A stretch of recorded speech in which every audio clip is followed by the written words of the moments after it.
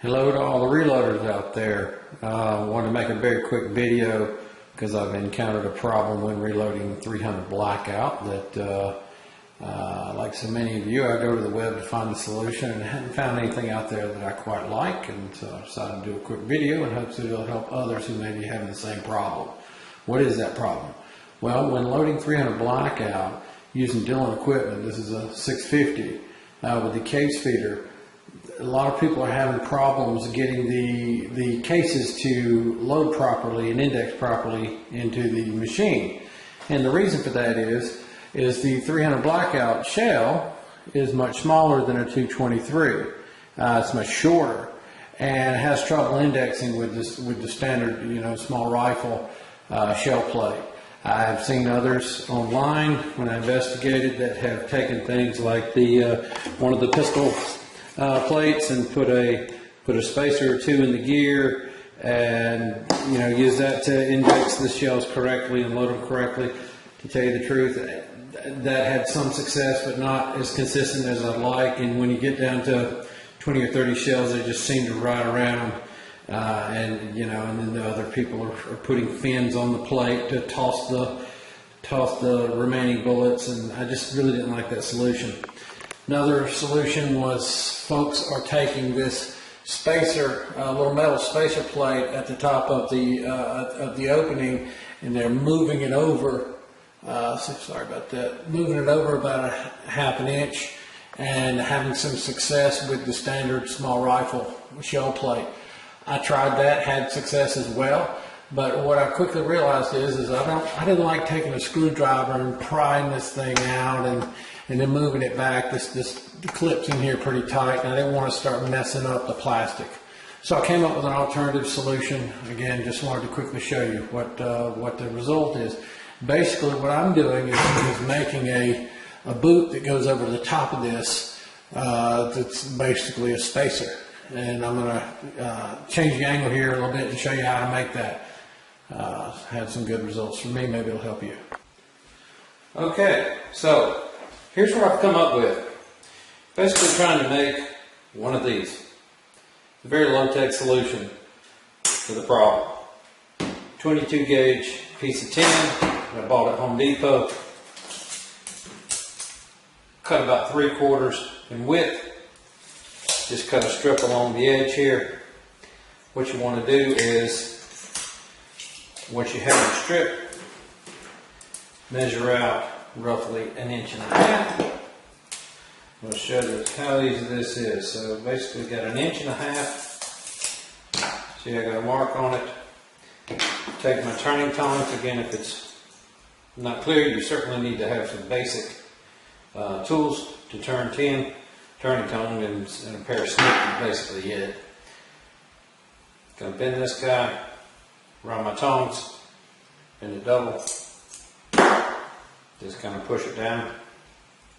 Now, once that's in place, I'm going 5/8 of an inch from the back edge, making me one more little mark here.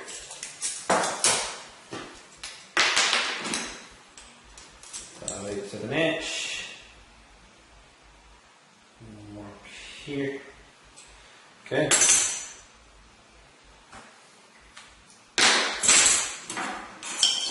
Since I've got this, I'll take my snips. This is just, once it's been double, just cut the other edge off. I've still got my 5/8 mark. I've got a little old scoring tool. You can pick these up anywhere. Something with just a little bit of a round edge in it. Wedging that in right along my 5/8 line. Making sure it's reasonably square. Bending it down.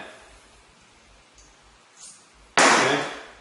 Last thing, if you orient it, that's slightly longer than 5/8 of an inch, but I would say by about a 32nd. But if you orient it with the curve to you, then you need to go on the left side of the top clip from about here and cut I'd say about a 1/16 of an inch. Again, I could get in there and video in greater detail why all this, but I just figured to save folks time, so I just tell you what's worked for me. So I'm sitting in here like this, basically trim that off. That's what I made. Okay? They're pretty much identical.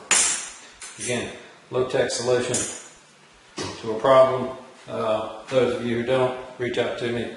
For $500, I'll make you one myself. Mail it to you. But we'll go ahead and get it plugged back in up there, and I'll show you how it works and what results I had. All right, so move back over here to my cartridge feeder here. Go ahead and get this guy on here. Put him on like that. Got this guy situated. Now, because I cut it 3/4 of an inch, you could go down like this or up like this. It takes a little bit of distance out of it. To tell you the truth, I think it works both ways, but I think it looks a little better shaped up. I could probably get creative and try to cut the sheet metal a little bit more to where it comes in at a weird angle. But again, for the most part, this is working. This is working for me. But let's see here. Oh, well, it probably helps if you put the this plate in.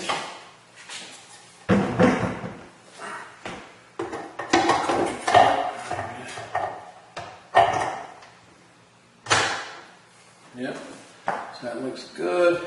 It's set up good. Everything looks fine. Slides fine. Let's see if we got a decent angle. This and then a handful of brass here. See how we do.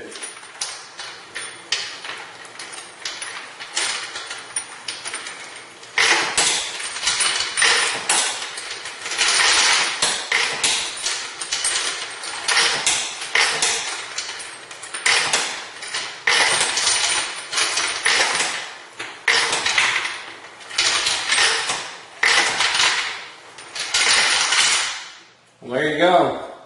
Works like a charm.